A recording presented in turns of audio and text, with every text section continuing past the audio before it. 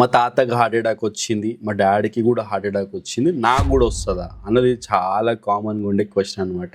ఇలా మాట్లాడదాం, రీల్ని అయితే సేవ్ చేస్తాం. ఇప్పుడు డాడీకి హార్ట్ అటాక్ ఉంది, నాకు కూడా రావాలి అన్న రూల్ ఏం లేదు. అట్లా అని చెప్పి రాదని కాదు. ఈ ఒక్క టెస్ట్ చేయించుకోండి, మీకు ఏదైతే డౌట్ ఉందో అది క్లియర్ అయిపోతుంది. టెస్ట్ నేమ్ వచ్చేసి LDLR అనమాట. ఈ టెస్ట్లో మనకి ఏం అర్థమవుతుంది అంటే, మన బాడీలో బ్లడ్ లోపల ఏదైతే బ్యాడ్ కొలెస్ట్రాల్ అంటాం కదా, LDL అని చెప్పేసి, అది ఎంత ఎఫిషియెంట్గా మన లివర్ నుంచి క్లియర్ అవుతుంది అనే విషయం తెలుస్తుంది అనమాట. ఒకవేళ ఈ LDLR అనేది వీక్ ఉన్నా, సరిగ్గా వర్క్ చేయకున్నా మనకి ఫ్యూచర్లో హార్ట్ అటాక్ వచ్చే అవకాశం ఎక్కువ ఉందని అర్థం అనమాట. ఇది ఒక టైప్ ఆఫ్ ఇన్వెస్టిగేషన్. ఇలాంటివి చాలా ఉంటాయి అనమాట. అంతేగాని ఒకడు వచ్చేసి ఈ చాక్లెట్ తిన్నా ఏం కాదు, మీరు క్యాలరీ బడ్జెట్లో తింటే సరిపోతుంది, మీకు ఆరోగ్యం వచ్చేస్తుంది, మీకు ఏమి కాదు అని చెప్పడం అబద్ధం, పచ్చి అబద్ధం.